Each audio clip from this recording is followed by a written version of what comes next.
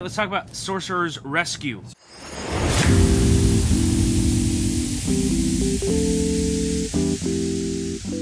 So you start off in the lobby, the game master kind of asks you questions, and then they show you this video that is both instructions, immerse you in the story, and then also give you some rules, all in that same video with the same actor. And that actor, as soon as the video ends, the actor stops. A live actor comes running in beside you. Run, run, run. You gotta hurry, get into the room. And I love how you don't have to wait for more questions and answer time and more directions.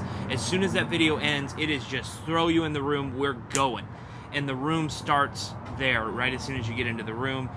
They give you a lamp in this room that you can use for lighting. It's a dark room. Very, very dark room. Too dark for my taste.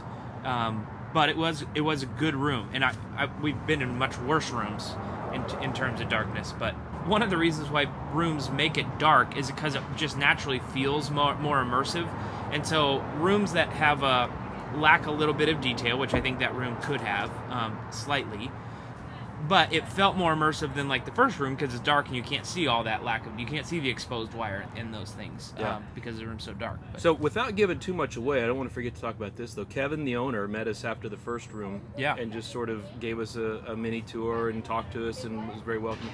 And then after the second room, we'll jump back into the description of it, but he said, when it's not during COVID, here are the elements that we usually include. That's true. That's a great point. Which includes live actors in the room in a couple of different places, and it would be like, oh wow. So that, I think, like the first room, he said generally there's someone in there with you that they don't do during COVID. It's a small room to start with, and we're like, oh man, that would have been a really cool element. So they have some great ideas that COVID has not evidently allowed them to use the full extent of this room. And that room wasn't small. The entry area is small. Right, where the actor would have been. But the room itself, actually both of the rooms at Enigma that we played were very large rooms, very spacious. You could have had plenty of people in there. So I don't know what it was about the Sorcerer's Rescue. Is that what it's called? Yep. Rescue. We got in there and we just were not in rhythm. We weren't in rhythm. We had a really hard time getting started, and we ended up taking a couple hints right off the bat. We were just like, where do you start? What do you do? There's a book, and they tell you this in the video. The book kind of guides you through it. But the book is like this. Yeah. Not something on every page, but there's a lot of pages, and one of our mistakes was that we missed some pages in the book. And clues in that room were a little bit more vague, a little bit like what. And they were, not necessarily coming from a voice. So it's one of those hints. You mean hints that they're typing, and you have to read it. They're pre-written hints, and so if you ask for a hint on one area, true. Then they push that pre-written hint. I never like that, and the primary reason I don't like that is because we had finished the part that most of the hint talked about, and we were actually stuck on a later part of the puzzle. Well, the pre-written hint talks about how to get past the first part of the puzzle. And so, and you also get this thing where they use coded language and poems and metaphors in their hints, and so you've got to do a puzzle to understand the hint that is then going to help you on a puzzle, and it just adds a puzzle, whereas a hint is what you call for, hey, we're stuck, we need help, not another puzzle. And so I'm not a big fan of pre-written hints that are worded cleverly instead of just help me out here. Yeah.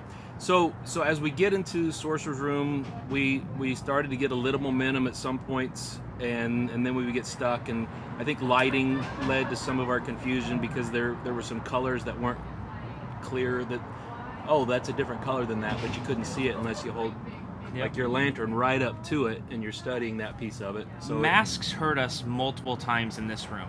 As far as glasses were fogging up a lot for some reason, in addition to there was another sensing type thing that you had to do that doing with a mask was near impossible, and we got stuck on that one for a long time. And so if it weren't for the masks, this room would have been a lot better because you would have had the live actors who could then help you in the room.